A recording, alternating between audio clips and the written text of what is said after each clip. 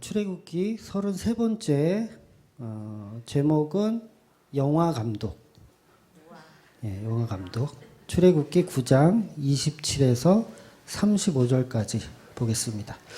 출애굽기 9장 27절에서 35절까지 같이 한 목소리 읽겠습니다. 시작. 바로가 사람을 보내어 모세와 아론을 불러 그들에게 이르되 이번은 내가 범죄하였노라. 여호와는 의로우시고 나와 나의 백성은 악하도다.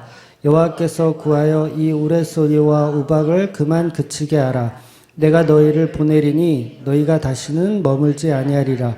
모세가 그에게 이르되 내가 성에서 나가서 곧 내 손을 여호와를 향하여 펴리니 그리하면 우레소리가 그치고 우박이 다시 있지 않지라. 세상이 여호와께 속한 줄을 왕이 알리라. 그러나 왕과 왕의 신하들이 여호와 하나님을 아직도 두려워하지 아니할 줄을 내가 아나이다. 그때의 보리는 이삭이 나왔고 삼은 꽃이 피었으므로 상과 보리가 상하였으나 그러나 밀과 쌀보리는 자라지 아니한 고로 상하지 아니하였더라.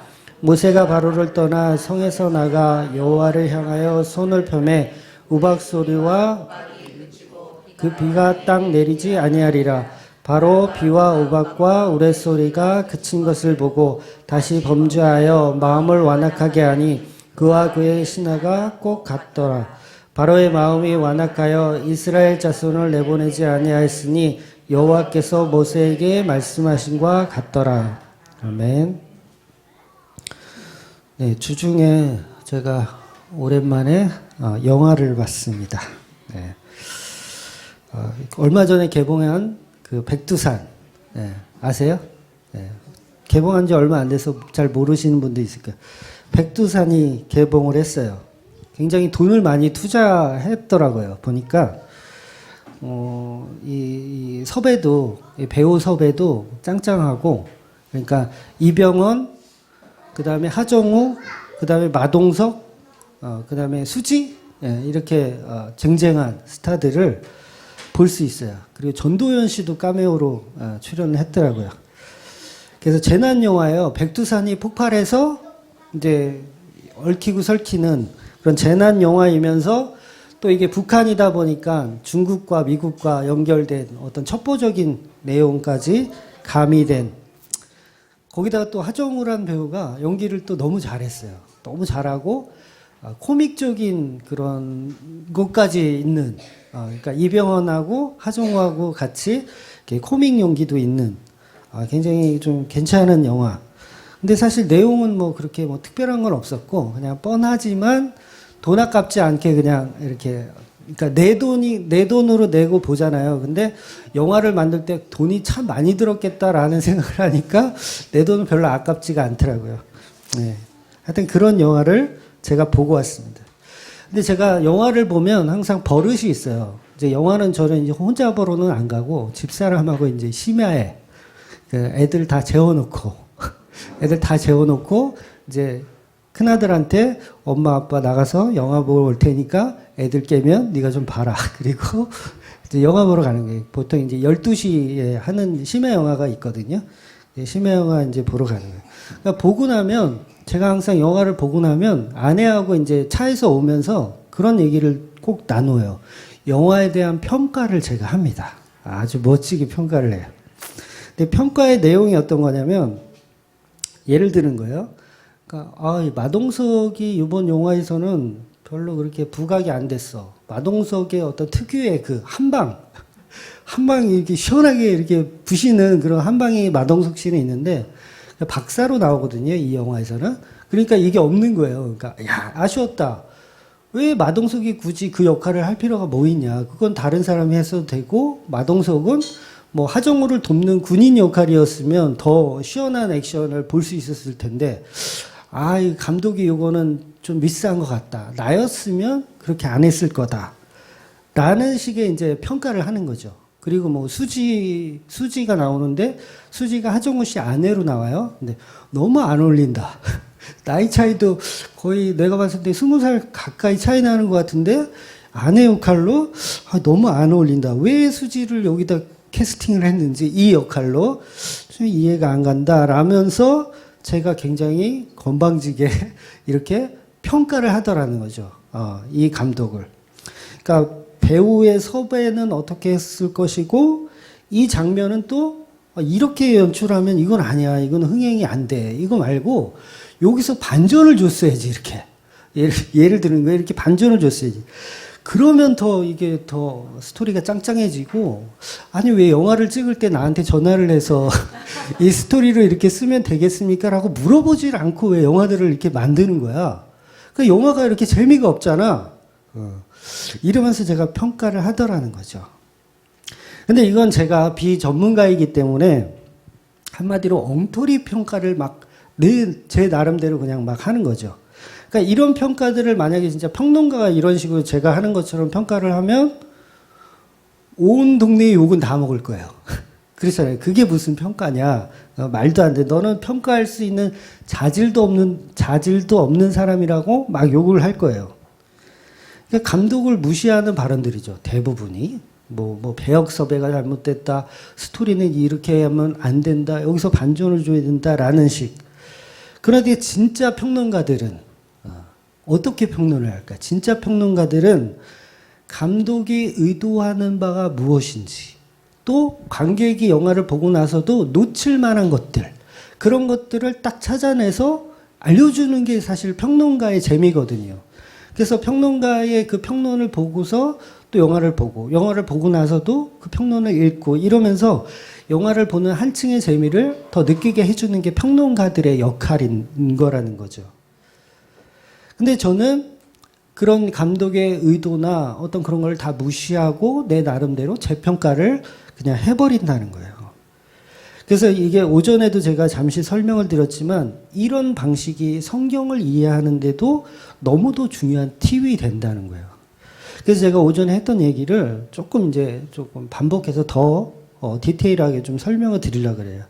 그러니까 모든 성경은 우리에게 어떤 교훈적인 이야기로 지침서 같은 내용으로 주는 것이 아니고 우리는 성경을 보면서 교훈으로 이해하면 절대 안 됩니다. 교훈으로 이해하면 안 되고 성경을 어떻게 읽어야 하냐면 하나님의 뜻을 세우는 쪽으로 봐야 되는 거예요.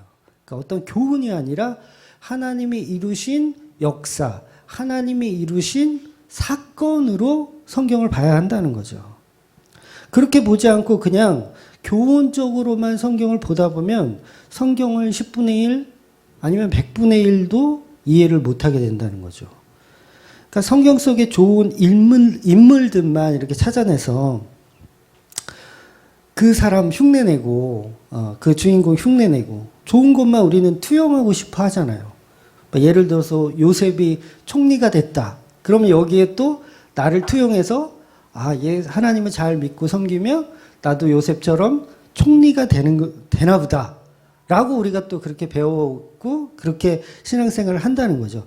그러니까 모든 성경의 인물을 보면서 내 시작은 미약하였으나 내 나중은 창대할 것이라는 우리 인간적인 생각으로 투영해서 그 인물들을 내 것으로 만들어낸다는 거죠. 그러니까 이게 얼마나 보기 좋고 쉬워요. 근데 그게 오류라는 거예요. 그런 방식이 성경을 보는 방향성을 틀어버리는 맹점이라는 거죠. 그러니까 아담이 범죄하는 것을 사건을 읽으면서 우리는 그걸 교훈으로 받아들이죠. 나는 안 그랬을 텐데. 내가 아담이라면 나는 참고 견뎌서 선악과를 안 먹었을 텐데 라는 교훈으로 우리가 보는 거예요. 그러니까 그렇게 교훈으로 보면 성경을 반도 이해를 못하는 거죠. 그럼 성경을 어떻게 봐야 하느냐? 성경 속에 나를 투영하기보다는 물론 그래야 하는 부분도 있어요. 나를 투영하기보다는 그건 두 번째 문제고 첫 번째는 뭐냐면 나를 투영하지 말고 하나님의 마음을 읽어내야 되는 거예요. 하나님이 이 사건에서 이 성경에서 무엇을 얘기하고 싶은지를 읽어내는 게 중요한 거죠. 그러니까 전부 나를 투영해서 보지 말고 하나님이 뭘 이야기하고 싶은가를 보라는 거죠. 그러니까 영화를 보면서 내가 주인공이라면 나는 이렇게 했을 텐데 라는 상상의 날개를 펴면 안 된다는 거예요. 소용이 없다는 거예요. 그러니까 영화 감독의 의도와 전혀 상관없는 내용들을 해석해내는 것밖에는 되지 않는다는 거죠. 그러니까 아담이 죄를 지었는데 우리는 짓지 말자. 이게 뭐예요? 교훈으로 본 거예요. 예수님은 아담은 선악과를 먹었으니 우리는 선악과 먹지 맙시다. 이렇게 하는 거 교훈인 거예요. 그러니까 이미 인간의 역사의 주관자이신 하나님이 감독을 다 해놨고 다 만들어 놓으신 거예요. 성경은 다 역사예요. 다 이미 정해져 있는 것. 그런데 우리는 그거 가지고 엉뚱한 평론을 하고 있다는 거죠. 엉뚱한 편론을. 나라면 안 그랬을 거야 라는 식으로. 근데 그것을 성경이 죄라고 정의한다는 거예요. 하나님이 하고자 하는 일에 다른 것을 정의해 놓으면 그게 죄라고 하는 거예요. 그러니까 나는 선악과 안 먹을 수 있고 나는 바른 방향성을 볼 수 있고 거룩한 자리에 설 수 있다라는 방향성을 보는 걸 죄라고 한다고요. 그러니까 이런 것들을 바리새인들이 주로 했던 거예요. 아담은 실패했지만 우리는 성공할 수 있다. 뭐 이런 식으로 보는 거죠. 근데 우리가 영화를 보는 내내 감독이 뭘 말하고 싶은지를 봐야 된다는 거죠. 감독이 그 영화에서 주고자 했던 메시지가 뭔지를 봐야 한다는 거예요.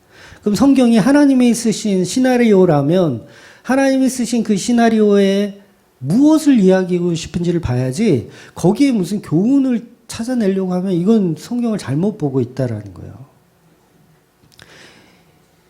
이미 만들어서 상영하고 있는데 이제 와서 마동석이 캐릭터가 잘못됐다라고 얘기하는 건 뭐예요? 하나님 당신 틀렸어 라고 얘기하는 것밖에 안 되는 거거든요. 그러니까 근데 영화에 있는 그대로 이해하고 받아들이면 그건 감독의 의도를 잘 파악할 수 있는 소스가 되는 거예요. 즉 성경의 주인공은 예수님이고 그리고 단수가 아닌 복수, 교회는 단수가 아닌 복수입니다. 그렇게 복수로 보는 것이 가장 바르게 보는 거예요. 그러니까 성경의 주인공은 예수, 그리고 교회. 이렇게 보는 게 가장 바르게 보는 거예요. 그러니까 성경이 말하는 구원도 개인적이지 않고 교회라는 공동체로 이해하는 게 더 정확한 해석입니다. 그래야지 이게 잘못된 해석이 안 나오거든요. 교회 전체로 보면. 다시 말해서 성경을 교훈으로 보는 것이 아니라 하나님의 사건으로 역사로 봐야 합니다. 성경이 말하고 싶은 진짜 의미를 그래야지 알아요. 네, 그래야지 합니다. 이게 성경을 보는 바른 평론이에요.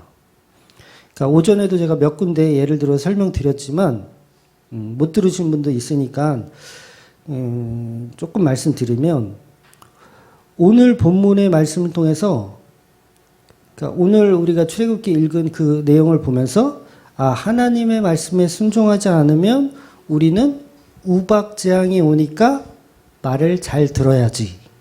이렇게 보는 해석이 뭐라고요? 이게 1점짜리 해석인 거예요. 다시요. 그러니까 오늘 본문을 읽었어요. 출애굽기에 있는 그 우박재앙을 읽었어요. 읽고 나서 우리는 우박재앙을 안 당하려면 하나님 말씀을 잘 듣고 순종하면 우박재앙이 안 받는구나. 이렇게 보면 이거는 지금 교훈으로 성경을 읽은 거예요. 근데 그런 해석은 다 틀린 해석입니다. 다 틀린 해석이고 하나님이 원하는 건 뭐냐면 역사로 우리에게 주시는 거예요. 역사로. 이미 이루어진 역사로. 그러니까 오늘 본문의 말씀을 통해서 하나님께 순종하지 않으면 우박재앙 온다라는 거는 1점짜리 해석이고 본문에서의 주인공은 오로지 예수라는 것을 염두에 두고 봐야 돼요. 그러니까 1점짜리 해석에서는 전부 예수 흉내내기, 모세 흉내내기, 아론 흉내내기 밖에 안 돼요. 근데 이 말씀을 사건이나 역사를 이해하게 되면 성경 해석이 완전히 180도 달라집니다. 성경 해석하는 법이 달라져요. 그러니까 하나님의 마음에 더 가까이 접근할 수 있게 되는 거죠. 즉 파라오에게 완악한 마음을 하나님이 주시죠. 파라오에게 완악한 마음을 본인이 한 게 아니라 하나님이 주세요. 완악하게 하세요. 그리고 재앙을 내리신다는 거죠. 그러니까 어떤 교훈을 주기 위한 게 아니란 얘기잖아요. 교훈을 주는 거면 그렇게 하실 필요가 없잖아요. 완악하게 하셔놓고 그리고서 재앙을 주신단 말이에요. 그러니까 교훈을 주는 얘기가 아니라 어떤 사건, 어떤 역사로 우리에게 주고 계시다는 거예요. 이걸 저와 여러분이 이해하셔야 돼요. 그러니까 역사가 아니면 하나님이 완악하게 해놓고 말 안 듣는다고 재앙 내리고 병 주고 약 주고 이게 무슨 하나님 장난꾸러기도 아니고 왜 이러시는 거냐고. 우리 막내가 저한테 욕할 때 아빠는 장난꾸러기야. 아빠는 장난꾸러기야. 막 이렇게 욕하는데 장난꾸러기냐고요. 하나님이 완악하게 해놓고 말 안 듣는다고 우박재앙 벌이고. 그러니까 하나님이 우리에게 어떤 큰 사건을 통해서 말하고 싶은 내용이 있는 거예요. 그 내용은 선포예요. 선포, 역사예요. 그러니까 우리 보고 옳고 그름을 판단하여 이 역사를 살아내라는 뜻이 아니에요. 그러니까 이 사건을 보면서 너희가 옳고 그름을 판단하여 역사를 살아내라는 게 아니라 성경은 이미 우리에게 완성된 역사로 은혜로 보여주시는 거예요. 뭔가를 지금 말하고 계신 거죠. 역사를. 그러니까 만들어진 거, 다 만들어진 거를 우리에게 툭 던지시는 거예요. 그러니까 문제집을 탁 줘서 이거 풀어? 이게 아니라 이미 다 완성되어 있는 책을 주시는 거라고요. 요 개념인 거예요. 그러니까 병 주고 약 주고인데 이거를 교훈으로 받으면 절대 이해가 안 됩니다. 그러니까 이걸 율법으로 받으면 안 되는 거예요. 율법으로. 절대 먹으면 안 돼? 선악과를 딱 던져주고 절대 먹으면 안 돼? 이게 뭐예요? 이것도 장난꾸러기잖아요. 하나님 장난꾸러기. 하나님이 온 세상을 창조하시고 선악과를 일부러 만드시잖아요. 동상 중앙에 너무도 잘 보이는 곳에 맛대가리나 없게 만드시지. 또 맛있게 만드셔가지고 너무 맛있게 생겼어. 그리고서 선악과 먹으면 죽는다? 이렇게 율법을 주세요. 그럼 어떻게 해요? 우리가 그 말씀을 받았을 때 이걸 교훈으로 받으면 절대 선악과를 먹으면 안 되는 거죠. 교훈으로 받으면. 근데 역사로 받으면 뭐예요? 먹었나 안 먹었나가 중요한 거죠. 아담이 먹었나 안 먹었나가. 먹었잖아요. 그걸 말하고 싶은 거예요. 하나님은 그 역사로 말하고 싶은 거예요. 근데 우리는 먹었나 안 먹었나는 중요한 게 아니라 내가 안 먹을 거야. 이게 다 교훈으로 보는 거지. 교훈으로. 그러니까 율법을 우리에게 던져주고 절대 먹으면 안 돼. 그런데 너희가 먹나 안 먹나 봐. 성경에서. 근데 먹더라는 거죠. 하나님이 원하시는 진짜 뜻은 그게 아닌 거예요. 여러분이 먹는지 안 먹는지 그게 궁금하신 게 아니라 뭔가 역사로 우리에게 던져주고 싶은 거죠. 그러니까 하나님은 우리에게 선악과를 먹지 말라는 교훈을 주시는 것이 아니고 그것은 하나님의 현상이고 과정일 뿐인 거예요. 진짜 하나님의 뜻은 예수 그리스도라는 역사를 창조 속에 심고 계신 거죠. 창조 속에 선악과 속에 생명나무 속에 예수 그리스도를 심고 계신 역사를 우리에게 보여주시는 거지. 그거 먹지 말고 안 먹고 너 착하게 살고 그런 얘기를 하고 있는 게 아닌 거예요. 성경은. 근데 우리는 이 성경을 보면서 창조의 역사로 보지 않고 예수의 역사로 보지 않고 교훈으로 다 받아요. 교훈으로. 이게 창세기만 그런 게 아니라 전 성경 전체를 가지고 다 전부 교훈으로만 받아. 선악과 먹으면 안 돼. 율법 지켜야 돼. 십계명 지켜야 돼. 그럼 이게 전부 1점짜리 성경 해석이라는 거예요. 그러니까 99점짜리 성경의 이해는 선악과를 반드시 먹지 말라고 했으면 이것을 우리는 교훈으로 받는 게 아니라 역사로 봐서 과연 그러면 아담이 선악과를 먹는지 안 먹는지를 확인하는 거죠. 그러면 먹었잖아요. 그러면 이게 그냥 역사라는 거예요, 역사. 거기에 자기를 투영할 필요가 없는 거죠. 내가 아담이었으면 이걸 왜 투영하냐고. 그걸 왜 투영해. 응? 역사인데, 이미 정해진 역사인데, 너라면 안 먹을 거가 아니라 인간은 다 먹는다. 이걸 설명하고 계신 거란 말이에요.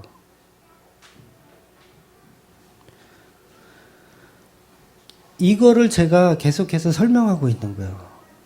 그러니까 이걸 성경이 툭 우리한테 왔는데 이 성경을 교훈으로 계속 보고 있으면 이걸 뭐라 그러냐면 저는 이거를 이렇게 얘기해요. 못 알아듣고 있구나. 저는 이렇게 설명해요. 못 알아듣는다.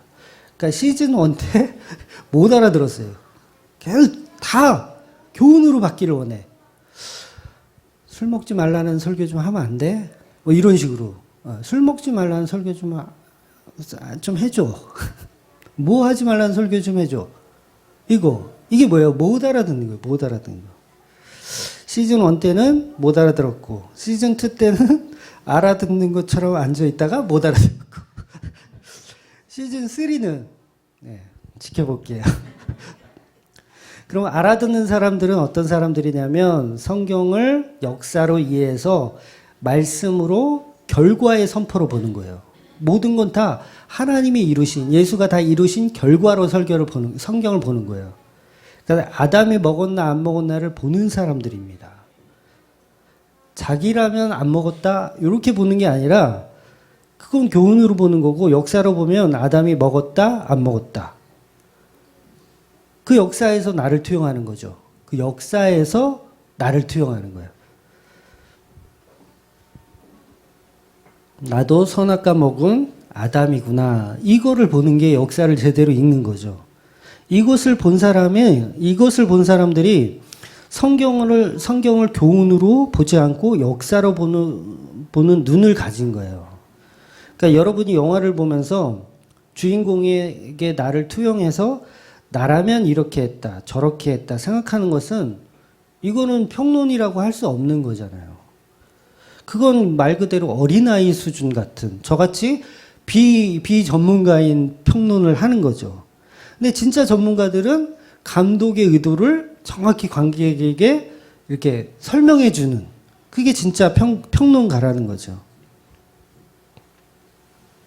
평론가가 평가를 하는데 뭐 자기라면 막 시나리오를 이렇게 썼을 것이다, 저렇게 썼을 것이다, 이 역할은 배우가 누구를 했을 것이다 막 이러면 그게 무슨 평론이에요. 감독 욕하는 것밖에 안 되는 거죠. 그러니까 상업주의에 빠진 그런 영화를 만들어냈다고 욕하는 것밖에 안 되는 거예요. 근데 우리가 그런 평가를 하나님한테 하고 있다는 거예요. 하나님이 아담을 만드셔서 그 역사를 다 이렇게 진행을 해 놔셨는데 우리가 그 아담에게 투영해서 나라면 그렇게 안 했어. 나라면 선악과 안 먹고 버텼을 거야. 나라면 이스라엘 백성들처럼 불평 안 했을 거야. 나라면 그렇게 모세를 원망하지 않았을 거야. 내가 파라오라면 나는 최소한 이렇게 하진 않았을 거야 라고 자꾸 나를 투영해가지고 하나님의 역사를 자꾸 흔든다는 거죠. 우리가 계속 그렇게 해왔고 지금도 하고 있고.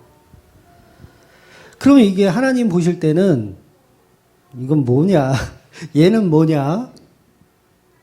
근데 전부 그러고 있잖아요. 우리가 전부 이런 식으로 해서 하나님을 평가하여 우리가 신앙생활을 하고 있다는 거예요. 그럼 진짜 성도는 감독의 의도, 하나님의 의도를 파악하는 것을 중요하게 생각한다는 거죠. 내가 모세라면은 아니라, 내가 파라오였다면 이게 아니라, 나는 안 그랬을 텐데 이게 아니라, 그거는 중요한 게 아니에요. 그건 1도 중요한 게 아니에요. 그러니까 하나님의 의도가 어디에 있는지를 보는 게 중요한 거죠. 모세와 파라오의 행동이 어떠했는가가 중요한 거예요.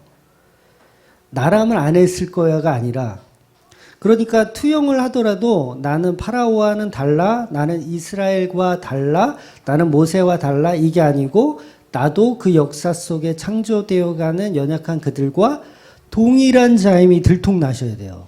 네. 나도 파라오였고 나도 아담이었다라는 걸 들통나는 자가 성경을 역사로 제대로 보는 거예요. 네. 그렇게 보는 사람만 사실은 이게 진리가 열리는 거죠. 이 성경을 보는 은혜가 사실 저와 여러분 안에 있어야 합니다. 바로 하나님의 역사 속에 나를 투영하는 것이죠. 인물에 투영하는 게 아니라 역사에 투영하는 거예요. 단순히 역할 바꾸기가 아니라 전체적인 하나님의 역사에 나를 투영시킨다는 거죠. 그게 교회를 제대로 보는 눈인 거예요. 그럼 내가 아담이었으면 선악과를 먹고 안 먹고가 중요한 게 아니라 아담이 먹었나 안 먹었나? 그게 중요하다는 거야. 아담이 곧 나니까 아담이 먹었으면 내가 먹은 거예요. 그게 역사라는 거예요. 그러니까 나도 아담하고 똑같다. 이게 바르게 투영된 거예요. 바르게 투영된 거. 그럼 성경을 통해서 아담의 행동을 확인하는 겁니다. 파라오가 나니까 그들의 경험과 역사가 곧 나의 역사인 거예요. 그러면 파라오의 행동을 봤을 때 성경에서 확인해야 되겠죠. 파라오는 어떻게 행동했는지. 결과가 다 나와 있어요. 성경에 보면. 다 나와 있어요. 그래서 성경은 교훈이 아니고 확정입니다. 확정. 확정이에요. 이미 확정됐어요. 여러분은 죄인이라고 이미 확정이 돼 있어요. 그러니까 내가 교훈으로 받아가지고 나는 좀 죄인 아닌 것처럼 살아보려고 노력하는 게 뭐예요? 다 수작이에요. 이미 성경은 확정시켜놨어요. 너는 죄인이다. 그러니까 성경이 뭐예요? 예언의 책이잖아요. 예언의 책이에요. 확정된 거야. 야, 이거 빼도 박도 못해. 어떻게 숨길 방법이 없어요. 그러니까 역사를 바꾸는 책이 아니라 그냥 진리의 책인 거예요. 딱 확정되어 있는 진리의 책. 도저히 이건 바꿀 수가 없는 거예요. 바꾸고 싶어도 바꿀 수가 없어요. 바리새인들이 엄청 노력했어요. 좀 바꿔보려고. 하나님의 역사를 좀 바꿔보려고. 야, 이렇게 십자가 없이도 구원을 받는 이런 놀라운 애들이 생기여야 한다는 인간들의 생각에 그 역사를 바꿔보려고 노력했지만 성경은 아니야. 너네들은 다 소용없어. 라고 얘기한다는 거죠. 그러면 아담이 선악과를 먹었죠. 그럼 그 역사가 우리에게 뭘 말하고 싶은 거냐면 우리도 먹었다예요. 너희도 먹었다. 그러니까 교훈이나 반성의 틈이 없어요. 성경은 교훈이나 반성의 틈이 없어요. 그냥 다 폭로해버리는 거예요. 다 폭로해버리는 거예요. 하나님은 역사를 통해서 우리를 다 들통나게 해버리시는 거죠. 그래서 성경은 우리에게 율법을 지키라는 교훈이나 지침서가 아니라 예수 그리스도께서 이 땅에 오셔서 우리를 왜 구원하시고 사랑하시는가에 대한 역사를 기록한 책이라는 거죠. 네. 그러니까 아까도 말씀드렸지만 문제집이 아니에요. 문제집이 아니라 지침서도 아니에요. 그냥 복음의 책이에요. 복음의 책. 교훈을 주는 책이 아니고 이미 결과가 다 나와 있는 선포의 책. 그러니까 문제집도 아니고 교훈책도 아니고 윤리도덕책도 아니면 우리가 그 성경을 읽으면서 뭘 봐야 되냐는 거죠. 이것저것 해봐야 다 소용없구나. 오직 예수만 답이구나. 그렇게밖에 성경을 볼 수가 없는 거예요. 근데 감독의 의도는 다 무시하고 엉뚱한 평론들만 내놓고 있잖아요, 우리가. 그런 엉뚱한 평론들을 하는 사람들을 성경이 바리새인이라고 하는 겁니다. 나는 아담처럼 안 그런다. 나는 파라오처럼 안 그런다. 이게 다 전부 말씀을 교훈으로 받아서 열심히 지키려고 노력했던, 실제로 지켰다고 착각하고 있었던 바리새인들의 모습이라는 거죠. 그게 오늘날로 치면 뭐 신천지인이라든가 구원파, 뭐 율법주의자들, 그리고 교회에서 윤리도덕을 찾는 사람들, 건강한 교회 만들기 하는 사람들, 이게 전부 그거에 해당되는 거예요. 그러니까 99%의 사람들이 성경을 보면서 역사적인 복음으로 보는 것이 아니라 문제집으로 다 봐요. 문제집. 어떤 교훈, 문제집. 그러니까 뭔가를 지켜내고 훈련하고 뭔가를 해내야 되는 그런 문제집으로 보는 거죠. 이게 지금 교회들의 현실이에요. 저와 여러분의 현실이고.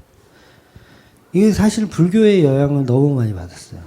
불교가 너무 이제 오랜 역사를 우리나라에 갖고 있어서 불교는 100% 역사가 아니고 교훈이거든요. 불교에서 역사를 말하지 않아요. 불교에서는 교훈을 말해요. 너 이렇게 살아야 되고 저렇게 살아야 되고 착하게 살아라 뭐 이렇게 얘기하는 게 불교라고요. 자비해라, 온유해라, 성내지 마라, 이게 다 불교에서 주는 100% 교훈이라고요. 근데 기독교도 똑같이 그거 따라가는 거죠. 아, 우리도 교훈을 말해야 되나 보다. 그래서 교회에서도 그러잖아요. 음란하지 마라, 뭐 원수를 사랑해라, 구제해라, 봉사하라, 온유해라. 이러고 있으면은 뭐가 다른 거냐고요. 불교하고. 복음의 수준도 안 되는 거예요, 사실은. 복음의 수준. 그러니까 요즘 교회들이 계속해서 어떻게 하면 십계명을 잘 지킬까? 이 수준에서 못 벗어나고 있어요. 아직도 못 벗어나고 있어요. 근데 성경은 십계명을 교훈이나 집진서가 아니고 역사로 주는 거예요. 역사로. 그러니까 해봐라. 십계명을 주고 해봐라. 이렇게 주신 거면 그 다음을 우리가 확인해 볼 필요가 있잖아요. 또 역사니까. 십계명을 주셨으면 그거를 이스라엘이 잘 지켰나 확인해 볼 필요가 있어요. 그러니까 5절에서 제가 설명드린 얘기예요. 그러니까 십계명을 주신 말씀은 출애굽기 20장. 20장에서 십계명을 주셨어요. 근데 32장에 가면 황금 송아지를 만들어요. 그러면 이 역사가 뭘 말하는 거예요? 줬더니 못 지키더라. 이걸 말하고 있는 거죠. 그리고 37장에 가면 이제 언약궤가 등장하는 거죠. 그 언약궤가 등장해서 그 인간들이 못 지킨 그 죄를 언약궤 안에 다 집어넣는 거예요. 아론의 쌍난 지팡이, 만나 항아리, 십계명의 두 돌판. 이게 창세기 때 제가 강의 때 말씀드렸지만 인간의 죄를 상징하는 거예요. 이 세 가지는. 그 죄를 언약궤 안에 집어넣고 천사가 지켜서 봉인하여 이야기가 끝나는 거예요. 이게 출애굽기 전체 맥락이에요. 그러니까 역사죠. 너희들에게 율법을 줬더니 못 지켰다. 그래서 십자가가 필요한 거다. 이렇게 지금 설명하는 거예요. 출애굽기 전체가 이걸 설명하는 거예요. 이걸 구원이라고 얘기하는 거예요. 구원. 근데 우리는 1단계, 2단계, 3단계까지 봐야 되는데 1단계만 봐. 그래 놓고 1단계를 교훈으로 받아서 그럼 우리도 지켜내자, 지켜내자, 지켜내자 이렇게 가는 거죠. 근데 성경을 역사로 이해하면 예수로 완성된 선포된 말씀으로 우리가 이해가 되더라는 거예요. 그러면 성경이 우리에게 말하고 싶은 것은 오직 율법과 그 율법에 대한 전적 타락과 오직 십자가의 구원, 그것만 말하고 있다는 거죠. 그래서 저와 여러분은 성경을 통해서 나를 투영하여 교훈을 찾는 것이 아니라 그 성경 속의 역사, 그 역사 속에 나를 투영해야 되는 거예요. 그럼 내가 바리새인이 되는 것이고 내가 파라오가 되는 것이고 내가 마귀가 되는 거예요. 그래서 성경을 통해서 은혜의 십자가 예수를 찾는 작업을 하셔야 돼요. 그러니까 예수 찾는 작업을 계속 하시면 사실 그게 이제 예수님이 우리를 찾아오시는 작업인 거거든요. 그럼 내가 바리새인이고 내가 파라오고 내가 사탄 마귀였다라는 걸 이제 알게 되는 거죠. 그래서 성경을 통해서 은혜의 십자가 예수만 보이게 되는 거예요. 그런데 홍수처럼 쏟아지는 설교들이 전부 나를 투영해서 바른 성도 되기, 그게 전부잖아요. 깨끗한 교회 만들기, 건강한 교회 만들기, 윤리 도덕으로 사회의 본이 되는 교회 만들기, 구제하고 봉사해서 이웃에게 인정받는 교회 만들기. 결국 다 이게 우상숭배라는 거예요. 우상숭배예요, 이게. 아직도 1단계에 머물러 있는 성경을 교훈으로 받아서 그것을 실천하고자 노력하는 사람들이에요. 그러니까 이게 십자가의 본질을 다 놓치게 만들어버려요. 십자가의 본질을. 십자가가 아니면 우리는 다 우상숭배하는 거예요. 여러분 교회에 나오셨어요? 십자가가 없으면 우상숭배하고 있는 거예요. 교회가요, 윤리적으로 좀 더러워도 돼요. 더러워도 돼요. 진짜 그래요. 더러워도 돼요. 담임 목사가 패러리 끌고 다녀. 네? 패러리 뭔지 아시죠? 스포츠카 몇 억씩 하는 패러리 끌고 다녀. 별장이 있어. 한 200평 되나 봐. 담임 목사가. 야. 근데 그게 중요한 게 아니에요. 그 능력 때문에 그렇게 타도 돼요. 저는 그거 아무 문제 안 된다고 봐요. 근데 목사는 반드시 십자가를 설명해야 돼요. 그건 중요한 게 아니에요. 그 사람이 어떤 윤리나 도덕을 갖고 사는지, 무슨 청빈한지, 봉사를 많이 하니, 그건 1도 중요한 게 아니라, 그 사람이 정말 목사라면 십자가 예수를 설명하면 그만입니다. 근데 반대의 경우가 있어요. 아무리 청빈하게 살고, 이웃을 많이 구제하고, 봉사하고, 막 이렇게 막 열심히 살아도 그 안에 십자가를 전하지 못하면 그거 교회 아닌 거예요. 교회 아닌 거예요. 그러니까 목사가 앉아가지고 매주 설교를 하는데 어려운 사람들 도와줬던 이야기. 내가 뭐 필리핀 선교를 갔는데 그때 막 이렇게 어려운 사람들이 있어가지고 내가 이렇게 기도해가지고 그 사람 막 치료해주고 막 이런 봉사했던 내용들. 이게 전부 우상숭배라는 거예요. 그러니까 우리가 자랑할 것은 십자가 말고는 없거든요. 십자가 말고는 없어요. 근데 그게 잘 안 되잖아요. 저도 자랑하고 싶어서 아침에도 저 안 사람 자랑하고. 그래서 우리는 답이 없는 거죠. 계속 답이 없는 거죠. 그러니까 예수 십자가 없으면 답이 없구나. 근데 전부 내가 주인공이 되어서 성경을 보다 보니 이게 이해가 안 되고 전부 윤리도덕으로 보는 겁니다. 그러니까 교회에 앉아가지고 주일 성수해야 된다, 11조 해야 된다, 새벽기도 해야 된다. 요딴 걸로 성도의 가치를 매기더라는 거죠. 그러니까 담임 목사 자체도 복음을 모르니까 누가 누구를 평가하겠어요. 이게 안 되는 거죠. 그냥 우리 목사님 겸손한가? 그거 보는 거예요. 그러니까 교회를 정하는데 보통 성도들이 이사를 와서 교회를 정하는데 그 교회 목사가 성품이 어떤지 이런 거 보잖아요. 성품이 어떤지 아니면 겸손한지 아니면 청빈한지. 그러니까 교회를 정하는데 담임 목사가 페러리를 타고 다녀. 그러면 일단 땡 탈락이잖아요. 아니에요, 여러분? 내가 교회를 정하려고 그러는데 담임 목사가 페러리를 타고 다녀. 막 3억짜리 차를 10억짜리 차를 타고 다녀. 그럼 그 교회에 여러분 다니고 싶겠어요? 안 다니잖아요. 근데 옆에 교회를 봤더니 맨날 지질이 궁상이야. 되게 못 살아. 근데 굉장히 막 선하고 착하셔. 근데 교회를 정하는데 페러리 타는 사람은 예수 그리스도의 십자가를 정확히 정하는 사람이고 여기 청빈한 사람은 예수 십자가는 없고 맨날 자기 봉사했던 이야기만 해. 그럼 어느 교회를 여러분이 가셔야 되냐고요. 제가 극단적인 표현이지만 물론 뭐 그런 경우는 그런 교회는 없겠지만 극단적인 표현이지만 페러리를 타는 목사님 곁으로 가셔야 되는 거예요, 여러분은. 왜? 거기에 십자가의 선포의 말씀이 있으니까. 그게 뭐가 중요해요, 그게. 저도 언제 스포츠카를 타고 올지 몰라요. 네. 그러니까 우리 담임 목사가 얼마나 겸손한가 착한가 청빈한가 이거는 1도 중요한 게 아닙니다. 그 사람 성격이 더럽다? 괜찮아요. 들어오면 어때? 들어오면 나도 들어온대. 어? 들어오면 어때? 그건 중요한 게 아니라 정말 예수 그리스도의 그 역사로 읽어내고 있는지. 그래서 성경은 전부 예수의 역사고 예수의 사건만 기록하고 있습니다. 그래서 목사가 주인공이 아니고 저와 여러분이 주인공이 아니고 오직 주인공은 예수예요. 성경 속의 주인공은. 오늘 계속해서 우박재앙입니다. 이제 27절은 파라오가 나와 내 백성은 악하다고 회개하는 것처럼 보여요. 그러나 우박이 멈추니까 34절에 가서는 파라오와 신하들이 다시 범죄한다고 기록해요.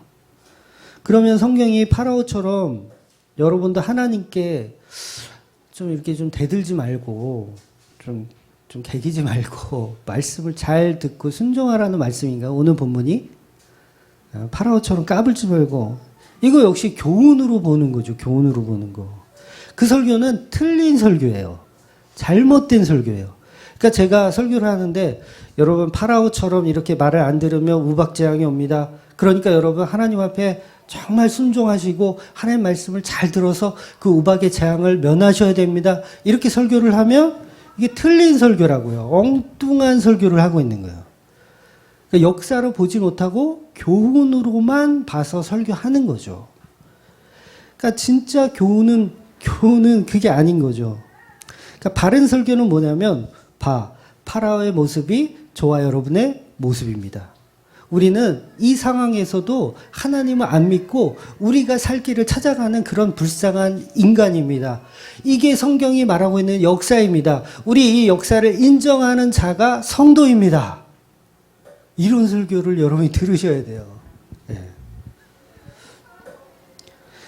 그러니까 하나님께 회개하는 척하고 교회 다니는 거예요. 자꾸 학습되는 거죠. 그게.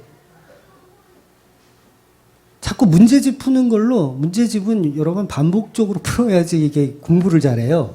계속 풀어야 돼요. 그쵸, 선생님? 계속 풀어야 돼요. 특히 수학 같은 거는 계속 풀어야 돼요. 그러니까 교회에 앉아서 윤리도덕을 탁 펴놓고 계속 푸는 거야. 그래서 자기가 지금 뭘 하고 있는지도 몰라. 계속 수학 문제 풀고 있는 거예요. 교회에 앉아서. 그게 뭐예요? 회개하는 척 하고 있는 거예요. 회개하는 척. 그러다가 우박 멈추면 다시 자기가 왕이 되는 거죠. 그럼 언제 그랬냐는 듯이 또 하나님 앞에 하나님 우습게 여기고 그렇게 되는 거죠. 그러니까 우리가 말을 잘 들읍시다. 율법을 잘 지킵시다. 이게 아니고 그러니까 우리는 예수님이 오셔서 구원해야 합니다. 이 말씀을 여러분이 경청하셔야 되는 거예요. 그래서 예수님만이 답입니다. 그런 설교를 여러분이 들으셔야 합니다. 성경이 파라오처럼 하지 말라는 교훈이라면 하나님이 자꾸 파라오의 마음을 완악하게 하실 필요가 없어요. 이 무슨 뭐야 이게. 완악하게 하고 불순종하면 또 죄짓게 하시고 이게 죄를 조장하는 것밖에 더 돼요? 이거를 교훈으로 받으면 조장하는 거예요. 그러니까 그 무식한 사람들이 그런 질문을 하는 거예요. 하나님이 선악과 왜 만들었냐? 하나님이 죄를 조장하는 거냐? 이렇게 따진다고요. 무식한 거예요. 역사를 못 읽는 거죠. 아직까지. 역사를 못 읽고 교훈으로 찾으려고 하니까 그게 안 풀리는 거예요. 선악과를 만드신 거는 하나님 만드신 거예요. 왜? 이거 먹고 너희들이 얼마나 죄인인 거를 알라고 주신 거예요. 이게 뭐예요? 역사라는 거예요. 이게 교훈이 아니고. 바로 이것이 하나님이 파라오를 이용하여 역사를 쓰고 계신 겁니다. 이용하는 거예요. 이용하는 거. 하나님이 파라오를 이용하는 거. 왜? 역사를 만들기 위해서. 그러니까 완악하게 했다가 죄짓게 했다가 다시 재앙을 내리시고 또 완악하게 했다가 죄짓게 했다가 또 이렇게 반복적으로 하는 거예요. 이 반복적으로 하는 게 뭐예요? 역사를 쓰고 계신다는 거예요. 역사를 쓰고 계신 거. 그럼 저와 여러분이 이 역사 속에서 살다 보면 죄를 짓잖아요. 그 뭐예요? 역사를 쓰고 계신 거예요. 무슨 역사? 예수를 만나기 위한 역사를 쓰고 계신 거예요. 그래서 여러분이 죄를 지을 때마다 어떤 교훈적인 개념에서 그거를 탈출하려고 하지 마세요. 보통 보면 청소년들한테 제가 옛날에 이제 사역을 할 때도 청소년들은 힘든 게 그거거든요. 음란한 거. 음란한 거 이기는 게 그게 힘들어요. 그러면 많은 목사님들이 그러죠. 뭐 야동 보지 마라, 뭐 하지 마라, 뭐 이런 식으로 다 설교를 한다고요. 그게 아니라는 거예요. 그런 얘기를 하고 있는 게 아니라 그것을 통해서 네가 얼마나 연약하고 너가 얼마나 구원받을 수 없는 죄인이라는 것을 깨달으면 되는 거예요. 깨달으면 되는 거예요. 그러니까 성경은 그 역사를 지금 우리에게 펼쳐놓고서 강의를 하고 있는 거예요. 강의를. 숙제를 주는 게 아니라 예수님이 우리한테 숙제 주시는 분이 아니에요. 선포하고 계신 분이에요. 너는 성도다. 너는 십자가의 피로 구원했다라고 선포를 하시는 거지 숙제를 탁 던져주고 이 숙제 다 풀어와 내일까지. 안 그러면 지옥이야. 이게 뭐예요 이게. 근데 진짜 교회에서 그렇게 가르치고 있다니까요. 하나님은 감독이세요. 감독. 우리 인생의 감독이시고 이 세상의 역사를 주관하시고 이미 다 짜여진 각본이 다 있어요. 완성된 세상이에요. 그러면 우리가 무엇을 파악해야 되냐면 감독의 의도를 파악해야 돼요. 내 생각이 중요한 게 아니에요. 내 생각은 중요한 게 아니고 영화는 이미 만들어져서 상영이 되고 있어요. 이미 만들어졌어. 그러면 그때 이미 만들어졌는데 내 생각과 내 의도가 무슨 도움이 돼요? 다 이미 만들었는데. 이미 백두산은 만들어져서 벌써 몇만 관객을 벌써 몰고 있는데 흥행하고 있는데 내가 이제 거기다가 대고 야 배역 바꿔. 그건 틀린 것 같아. 야 마동석이 그 역할밖에 안 돼? 다른 역할로 줘야 돼? 이러면서 막 하면 이게 뭐예요? 이거는 주리를 틀어야 돼요. 쫓아내야 돼요. 쫓아내야 돼요. 하나님의 역사 안에. 그래서 그런 것들을 다 하나님이 죄라고 얘기하는 거예요.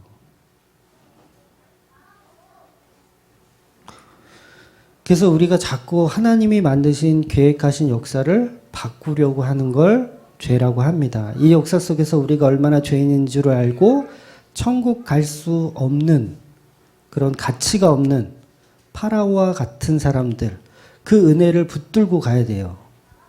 근데 그렇게 봐야지 성경을 바로 보는 겁니다.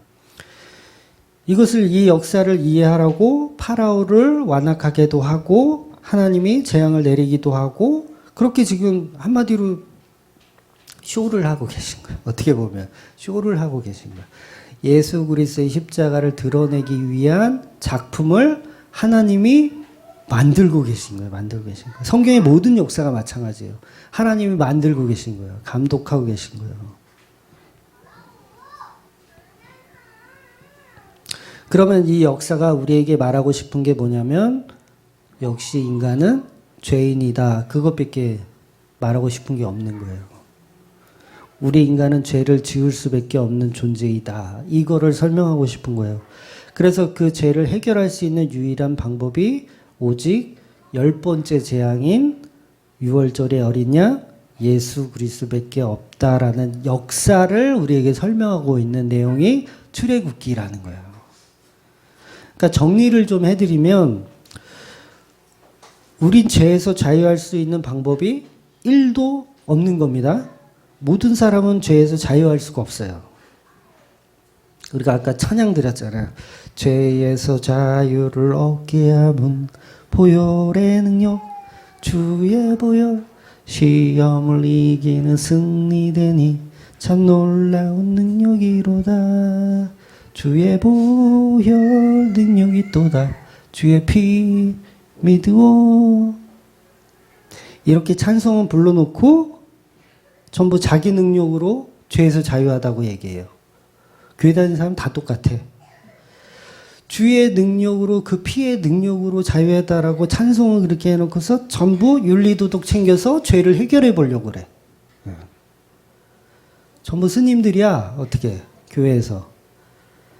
죄를 이길 수 있는 방법은 오직 십자가의 능력밖에 없다고 찬양을 해놓고서 자꾸 우리는 그 십자가는 치우고 나의 선함과 나의 착함으로 뭔가를 좀 해보겠다고 하는 거. 이게 다 죄라고 얘기하는 거예요. 죄라고. 그러니까 우리는 계속 죄를 짓고 있는 거예요. 죄를. 그러니까 오늘 본문이 파라오를 통해서 저와 여러분에게 그것을 폭로하는 겁니다. 네. 그러니까 여러분 우리가 가야 하는 목적지는 그래서 십자가밖에 없는 거예요. 다른 길이 없어요. 다른 방향도 없고요. 성경은 확정했어요. 그 길을 확정해 버렸어요. 우리가 뭐 요새 그런 거 있더라고요. 방탈출 게임. 네. 해봤어요? 수아 해봤니? 방탈출 게임? 네. 조금 더 크면 하게 될 거야. 네. 그런 게임 같은 게 있어요. 근데 미션이나 어떤 방탈출 게임처럼 성경이 우리에게 그런 어떤 미션을 던져주는 게 아니라는 거죠. 길은 오직 하나밖에 없다. 길은 오직 하나다. 그 길만이 살 길이고 그 길만 없어. 다른 건 그 길이 다야. 그게 바로 십자가의 길이라는 거예요. 십자가의 길. 다른 길은 없어요. 근데 우리가 자꾸 다른 길을 찾으려고 하잖아요. 그럼 뭐예요? 그게 교훈으로 보는 거예요. 하나님의 말씀을 교훈으로 보는 거예요. 그러면서 나 문제집 이만큼 풀었다? 나 이제 중학교 뛰고 이제 고등학생 할 자격 있다? 막 이러는 거죠. 근데 예수님이 오셔서 그 문제집 다 찢어버리시는 거예요. 다 찢어버리고 너는 내 허락으로만 구원이 있어 라고 얘기하는 거예요. 그럼 어떻게 다 찢어져야지. 응? 다 찢어져야지. 그 찢어진다는 게 뭐예요? 십자가의 은혜를 붙드는 저와 여러분이 되라는 거예요. 그럼 문제집 같은 거는요. 예수 십자가 안에 있으면 다 풀려요. 다 풀려. 그러니까 제가 윤리도덕이 안 지켜야 되고 뭐 필요 없다라는 얘기가 아니에요. 정말 예수 그리스도의 십자가의 은혜가 체험된 사람은 그 문제집 딱 보면 다 풀어. 그냥 아주 쉽게 다 풀리는 거야. 그런 개념으로 여러분이 이해하셔야 돼요. 그래서 예수 십자가만이 오직 길이고 그것만이 우리를 바른 길로 인도할 수가 있는 거예요. 그래서 성경만 바르게 보면 법 없이도 삽니다. 네, 법 없이도 살아요. 정말. 네, 정직하게 될 수밖에 없거든요. 하나님 앞에 서기 때문에 정직하게 될 수밖에 없어요. 근데 우리는 너무 거꾸로 돼 있어요. 네, 역사를 읽어내지 못하고 교훈으로 보다 보니까 인간은 어쩔 수가 없잖아. 네, 교훈으로 보고 싶어 해요. 왜? 은혜는 싫거든요. 뭔가 가치가 없으니까. 그 은혜를 붙드는 저와 여러분 되시기를 주의 이름으로 축원합니다. 기도하겠습니다.